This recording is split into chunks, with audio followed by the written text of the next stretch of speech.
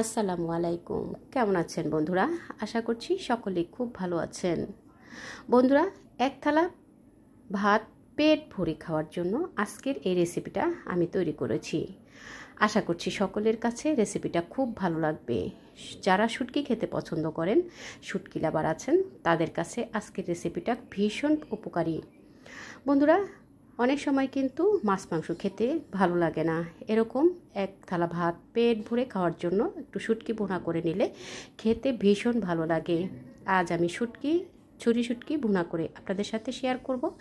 এখানে আমি ছুরি শুটকি নিয়েছি, আমি আমার প্রয়োজন অনুযায়ী শুটকিগুলো নিয়েছি এবং এভাবে ছোট ছোট টুকরা করে কেটে নিয়েছি। খুব ভালোভাবে ধুয়ে পরিষ্কার করে শুটকিগুলোকে আমি একেবারেই সেদ্ধ করে নেব। বন্ধুরা, আমি এভাবে ছোট ছোট করে কেটে নিয়েছি। আপনারা চাইলে বড় করে কেটে নিয়েও শুটকিগুলোকে সেদ্ধ করে শিলপাটায় থেতো করে নিতে পারেন। সাথে আমি 2টা বড় আলু এভাবে ভাজির মতো কুচি করে নিয়েছি, হাফ কাপ পেঁয়াজ কুচি, কিছু কাঁচামরিচ এবং 2টা বড় আস্ত রসুন নিয়েছি। আমি পেঁয়াজ, কাঁচামরিচ এবং রসুনটাকে কিমা করে নেব। আমি পেস্ট তৈরি করব না, এখানে আমি কিমা তৈরি করে নেব। কিমাটা তৈরি করার জন্য আমি ব্লেন্ডারে নিয়েছি। আপনারা চাইলে শিলপাটায় থেতো করে নিয়েও কিন্তু কিমাটা তৈরি করে নিতে পারেন। ফুটন্ত গরম পানিতে কেটে রাখা শুটকিগুলোকে দিয়ে একেবারে সেদ্ধ হয়ে যাওয়া পর্যন্ত শুটকিগুলোকে ফুটিয়ে নেব। বন্ধুরা, হাতে একটু চেক করে দেখেছি শুটকিগুলো সুন্দরভাবে সেদ্ধ হয়ে গেছে। এখন আমি ভালোভাবে ধুয়ে শুটকিগুলোকে পানি ঝরিয়ে ভালোভাবে ধুয়ে নিয়ে ছোট ছোট এইভাবে একেবারে ঝুরির মতো করে নেব। আপনারা চাইলে শিলপাটায় থেতো করে নিয়েও কিন্তু এরকম ঝুরি ঝুরি করে নিতে পারেন। যেহেতু আমি ভালোভাবে সেদ্ধ করে নিয়েছি, হাতে একটু ঘষে নেওয়ার পরেই কিন্তু এরকম ঝুরি ঝুরি হয়ে গেছে। চুলায় একটা প্যান বসিয়ে দিয়ে এখানে আমি 4 টেবিল চামচের মতো সয়াবিন তেল দিয়েছি। আপনারা চাইলে সরিষার তেলে এই শুটকি ভুনাটা করে নিতে পারেন। শুটকিগুলোকে এখন একটু নেড়ে চেড়ে ভেজে নেব। খুব সুন্দর একটা ফ্লেভার আসা পর্যন্ত শুটকিগুলোকে ভেজে নেব।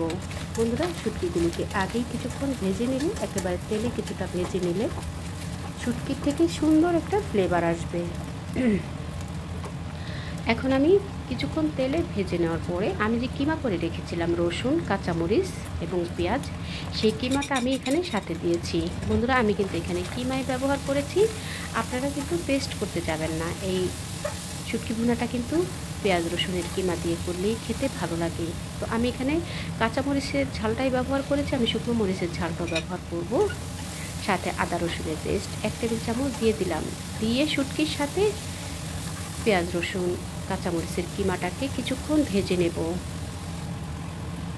কিছুক্ষণ নেড়েচেড়ে ভেজে নেওয়ার পরে এরপর আমি এখানে দিয়ে দিলাম স্বাদ মতো লবণ, ধনিয়ার গুঁড়া হাফ চা চামচ, জিরার গুঁড়া হাফ চা চামচ, হলুদের গুঁড়া হাফ চা চামচ এবং লাল মরিচের গুঁড়া হাফ চা চামচ। বন্ধুরা, আমি কিন্তু এখানে কাঁচা ঝাল আগেই ব্যবহার করেছি। যে যেরকম ঝাল খেতে পছন্দ করেন সেই অনুযায়ী কিন্তু ঝালটা অ্যাড করে দিবেন। যদি খুব বেশি ঝাল খেতে পছন্দ করেন সেক্ষেত্রে মরিচের পাউডারটা আরও কিছুটা বাড়িয়ে দিতে পারেন।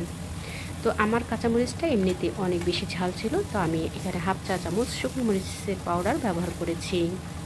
শুটকিগুলোকে খুব ভালোভাবে তেলে ভেজে নেওয়ার পরে, যেহেতু আমাদের শুটকিটা আগের থেকে সেদ্ধ করা আছে, এখানে আমি কোনো রকমের পানি ব্যবহার করব না। তেলে কিছুক্ষণ ভেজে নিয়ে খুব সুন্দর একটা ফ্লেভার আসা পর্যন্ত পেঁয়াজ রসুন কাঁচামরিচ এবং শুটকিটাকে ভালোভাবে ভেজে নিলে যখন তেলটা ছেড়ে আসবে ঠিক সেই পর্যন্ত ফ্লেভার আসা পর্যন্ত আমি শুটকিগুলোকে ভেজে নেব। বন্ধুরা, খুব ভালোভাবে নেড়েচেড়ে শুটকিগুলোকে আমি ভেজে নিয়েছি। কালারটা একেবারে চেঞ্জ হয়ে আসবে, ভাজতে ভাজতে দেখবেন শুটকির কালারটাও চেঞ্জ হয়ে আসবে আর ফ্লেভারটাও অনেক সুন্দর একটা ফ্লেভার আসবে। এখন চুলায় আরও একটা প্যান বসিয়ে দিয়ে আমি সেখানে আরও 4 টেবিল চামচের মতো তেল দিয়ে দিলাম। তেলটা একটু গরম হয়ে আসার পরে আমি এখানে আগে থেকে কেটে রাখা আলুটাকে ভেজে নেব।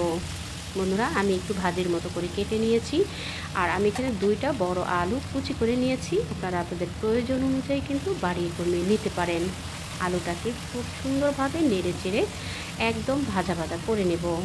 স্বাদ মতো লবণ দিয়ে দিলাম, দিয়ে কিছুক্ষণ আলুটাকে তেলে ভেজে নেব। এতে করে খুব সুন্দরভাবে আলুটা সুন্দরভাবে ভাজা হবে। সাথে আমি হলুদের গুঁড়া হাফ চা চামচ এবং লাল মরিচের গুঁড়া হাফ চা চামচ দিয়ে এখানে পেঁয়াজ কুচি দিয়ে দিলাম হাফ কাপ দিয়ে এখন আমি পেঁয়াজের সাথে আলুটা একটু ভালোভাবে নেড়ে চেড়ে একদম ভাজা ভাজা করে নেব। বন্ধুরা, আমি এখানে কোনো রকমের পানি ব্যবহার করব না। শুটকিটাকে আমি আগের থেকে যেহেতু সেদ্ধ করে রেখেছি এবং ভালোভাবে তেলে কষিয়ে ভেজে ভেজে কষিয়ে নিয়েছি, যার কারণে এখানে আর আমি কোনো রকমের পানি ব্যবহার করব না। এখন আমি আলুটাকে ভালোভাবে ভেজে নেওয়ার পরে আমি আগের থেকে যে শুটকিটাকে ভেজে রেখেছিলাম সেই ভাজা শুটকিটা এখন সাথে দিয়ে দিলাম। আলুর সাথে দিয়ে আবারও নেড়ে চেড়ে খুব সুন্দর একটা ফ্লেভার আসা পর্যন্ত, একেবারে কালারটাও চেঞ্জ হয়ে আসবে, সুন্দর একটা ফ্লেভার আসবে, ঠিক সেই পর্যন্ত আমি আলু এবং শুটকিটাকে এভাবে করে ভেজে নেব। ভাজতে ভাজতে একটা পর্যায়ে দেখবেন কালারটাও চেঞ্জ হয়ে আসবে, তেলটাও কিন্তু ছেড়ে আসবে, ঠিক সেই পর্যন্ত আমি ভেজে নেব। বন্ধুরা, এখানে আমি আরও কিছুটা ভালো লাগার জন্য, টেস্ট হওয়ার জন্য কিছুটা চিলি ফ্লেক্স এখানে ব্যবহার করেছি। আপনারা চাইলে স্কিপ করতে পারেন, এবং যদি আপনারা ঝাল খেতে পছন্দ করেন সেক্ষেত্রে আপনারা চিলি ফ্লেক্সটা দিয়ে দেবেন। এতে করে সুন্দর একটা ফ্লেভার পাবেন এবং খেতেও কিন্তু ভীষণ ভালো লাগবে। দেখুন বন্ধুরা, ভাজতে ভাজতে কিন্তু কালারটা একেবারেই চেঞ্জ হয়ে এসেছে, ঠিক এই এবং তেলটাও কিন্তু ছেড়ে আসছে। ঠিক এই পর্যায়ে আসার পরে আমি কেটে রাখা কিছু ধনিয়া পাতা কুচি দিয়ে দিব। গরম ভাতে এরকম গরম গরম শুটকি ভুনা থাকলে এক থালা ভাত অনায়াসে খেয়ে নিতে পারবেন।